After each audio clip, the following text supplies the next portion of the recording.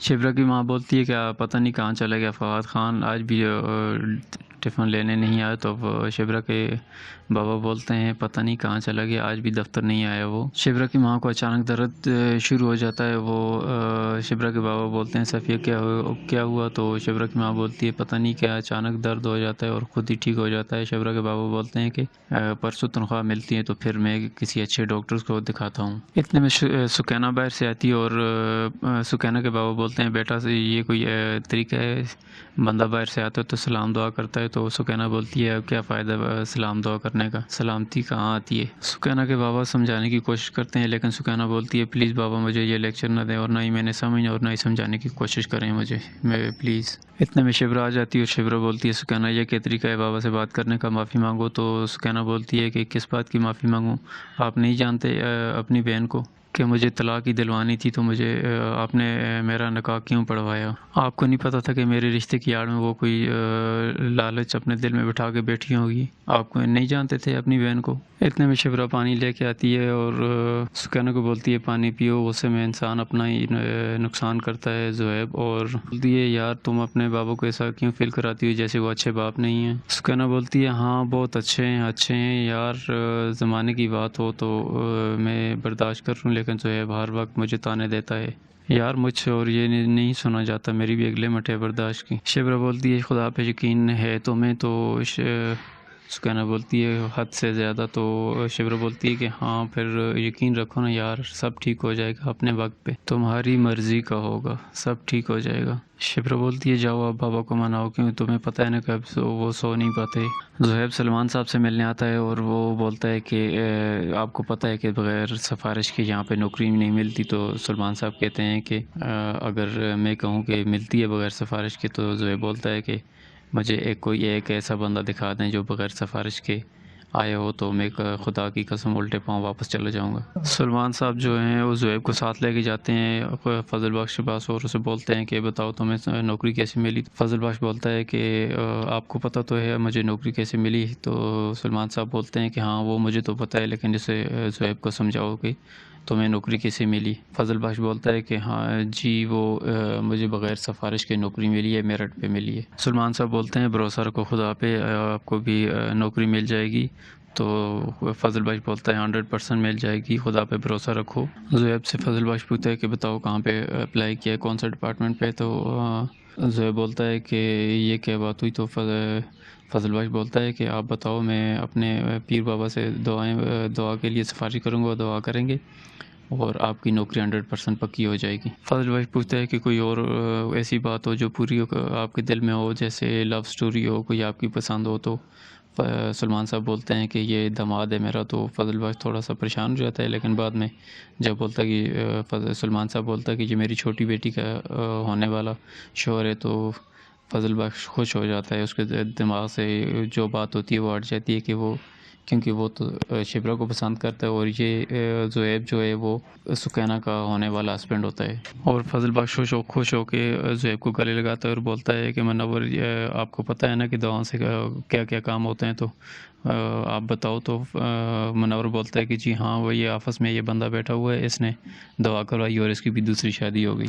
سلمان صاحب بولتے ہیں یار تمہیں پتہ نہیں ہے کہ ان دونوں اس کی دو بیویں پہلے سے ہیں؟ تو فضل بخش بولتا ہے کہ ہمیں تو پتہ ہی نہیں تھا کہ اس کی پہلے سے دو بیویں ہیں اور میں نے دعا کروائی اور اس کی شادی ہو گئی، ہمیں پہلے کون سا پتہ تھا کہ اس کی پہلے سے دو بیویاں ہیں؟ اور فضل بخش اس کو اشارہ کر کے بولتا ہے کہ ہاں آپ کو پتہ ہے نا کہ آپ کی شادی ہو گئی؟ تو دوسرا بندہ بولتا ہے اشارہ کر کے ہاں۔ تو فضل بخش بولتا ہے دیکھیں ہاں کہہ رہے ہیں سر، یہ پکا اس کی شادی ہو گئی ہے، یہ سب بابا جی کی دعاؤں کا نتیجہ ہے۔ اتنے میں سکینہ کی ماما کی کال آ جاتی ہے سلمان صاحب کو اور کہتی ہے کہ میں نے آپ کا پرہیزی کھانا تیار کر کے رکھا ہے لیکن ابھی تک وہ لڑکا نہیں آیا۔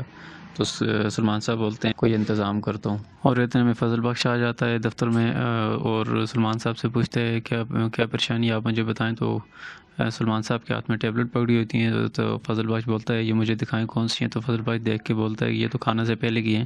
تو سلمان صاحب بولتے ہیں ہاں کھانے سے پہلے کی ہیں۔ تو وہ ان کا بولتا ہے کہ ذرا اپنی نبض چیک کروائیں۔ تو بولتا ہے کہ آپ کا بی پی لو ہو رہا ہے؟ تو تو فضل بھائی بولتا ہے کہ میں آپ کے لیے کھانے کے لیے کچھ لا رہا ہوں، تو وہ فضل بھائی بولتے ہیں میرا پریزی کھانا ہے، وہ تو گھر سے آتا ہے، وہ آج لڑکا نہیں آیا۔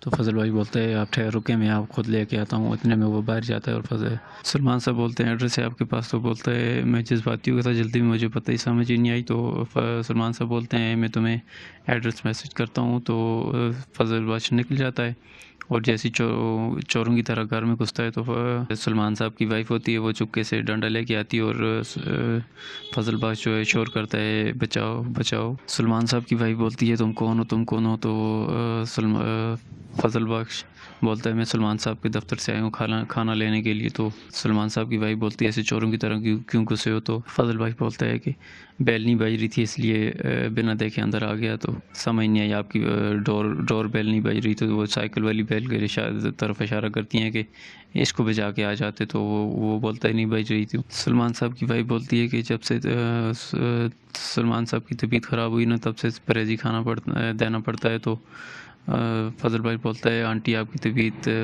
ٹھیک ہے، آپ کی طبیعت بھی خراب لگ رہی ہے۔ تو سلمان صاحب کی وائف بولتی ہے اچھا بتاؤ تمہارا نام کیا ہے؟ تو فضل بھائی بولتا ہے فضل بخش ثناف خدا بخش، ابھی تازہ بھرتی ہوں سلمان صاحب کے دفتر میں۔ فضل بھائی بولتا ہے آنٹی میں ایک بات کہوں برا تو نہیں مانے گی؟ تو سلمان صاحب کی وائف بولتی ہے ہاں بولو۔ تو فضل بھائی بولتا ہے آپ ایسے لگ رہی ہے جیسے آپ سلمان صاحب کی وائف نہیں بیٹی لگ رہی ہو۔ تو سلمان صاحب کی وائف بولتی ہے کہ ہاں وہ مجھ سے بڑے ہیں، میں ان سے 12 سال چھوٹی ہوں۔ فضل بخش ادھر دیکھتا ہے اور پوچھتا ہے کہ آنٹی آپ اکیلی رہتی ہیں؟ تو سلمان صاحب کی وائف تھوڑی سی گھبرا کے بولتی ہیں نہیں 2 بیٹیاں بھی ہیں، وہ بھی باہر کی ہیں اور چوکیدار بھی ہے، وہ بھی کام کے لیے نکلا ہے ایسے ہی۔ تو فضل بھائی بولتا ہے آپ کو کوئی بیٹا؟ تو سلمان صاحب کی وائف بولتی ہے ہاں بیٹا بھی تھا لیکن وہ 6 مہینے کا تھا، اللہ نے واپس لے لیا ہے۔ فضل بھائی بولتا ہے آنٹی ایک بات کہوں برا تو نہیں مانو گی؟ تو فضل بھائی بولتا ہے آپ یہ سمجھے کہ آپ کا بیٹا واپس آ گیا؟ تو سلمان صاحب کی وائف بولتی ہے اچھا ہے میری دونوں بیٹیوں کو ایک بھائی مل گیا ہے۔ فضل بھائی جانے کے لیے کھڑا ہوتا ہے، بولتا ہے میں جا رہا ہوں۔ تو پھر سلمان صاحب کی وائف بولتی ہیں نہیں میں نے کھانا گرم کیا ہوا ہے اور یہ کھانا کھا کے جانا، اور وہ فضل بھائی بولتا ہے کھانے کی مہک اچھی ہے چلو ٹھیک ہے کھا ہی لیتا ہوں۔ اور سلمان صاحب کی وائف جو ہے وہ کھانا ٹیبل پہ رکھ کے دوسرے کمرے میں جاتی ہیں، تو ان کی اچانک طبیعت خراب ہو جاتی ہے اور وہ بے ہوش ہو جاتی ہیں۔ تو جیسے ہی وہ کھانا کھا کے فارغ ہو کے جانے کے لیے گزرتا ہے دوسرے کمرے سے جھانک کے دیکھتا ہے تو سلمان صاحب کی وائف بے ہوش پڑی ہوتی ہیں۔ فضل بخش ادھر ادھر دیکھتا ہے اور بولتا ہے کہ آنٹی کیا ہوا ہے کیا ہوا ہے؟ تو جیسے ہی وہ پاس آتا ہے تو آنٹی بے ہوش ہوتی ہے اور ہاسپٹل ایمبولینس کو کال کرتا ہے اور وہ ہاسپٹل لے جاتا ہے، اور سلمان صاحب اور ان کی دونوں بیٹیاں بھی آ جاتی ہیں۔ اور شبرا پوچھتی ہے کیا ہوا؟ شبرا بولتی ہے کیا ہوا ہے اماں کو؟ تو سلمان صاحب بولتے ہیں اپینڈکس کا آپریشن ہو گیا ہے، جیسے ہی کمرے میں آتی ہیں تو ملتے ہیں، اور اتنے میں نرس کی آواز آتی ہے اور کہنا چلی جاتی ہے اٹھ کے، اور سلمان صاحب بولتے ہیں وہ کہنا بولتی ہے کہ شکر کرو کہ وہ لڑکا وہاں پہ تھا، اس لیے اتنی پریشانی والی بات نہیں ہے۔ اور جیسے ہی وہ سلمان صاحب آواز دیتے ہیں فضل بخش، تو اچانک شبرا دیکھ کے حیران ہو جاتی ہے اور بولتی ہے تم یہاں؟ فضل بخش اچانک حیران ہو جاتے ہیں۔ فضل بخش جا کے سلمان صاحب کے کان میں کچھ بولتا ہے اور شبرا بولتی ہے دفتر میں کام کرتا ہے آپ کے؟ تو فضل بھائی بولتے ہیں جی ہاں میں دفتر میں کام کرتا ہوں۔ تو فضل بھائی بولتا ہے سر یہ لڑکی آپ کی بیٹی ہے؟ تو سلمان صاحب بولتے ہیں تم جو جانتے ہو ایک دوسرے کو آپس میں؟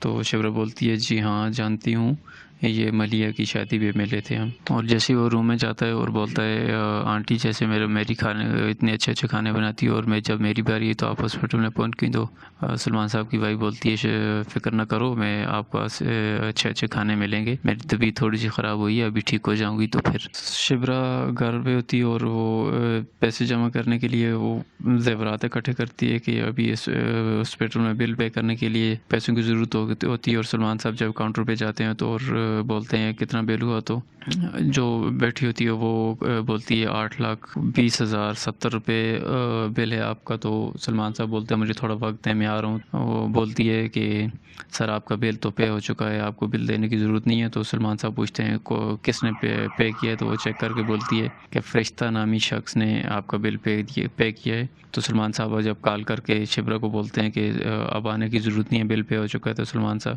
شیبرا بولتی کس نے پے کیا ہے؟ تو سلمان صاحب بولتے ہیں کہ کوئی فرشتہ نامی شخص تھا، اس نے بل ادا کر دیا ہے۔ اور یہی سوچ رہی ہوتی ہے تو سکینہ پوچھتے کیا ہوا؟ تو شیبرا بولتی ہے بل پے ہو گیا۔ تو سکینہ بولتی ہے کس نے پے کیا ہے؟ تو سکینہ بولتی ہے کسی فرشتے نے پے کیا ہے۔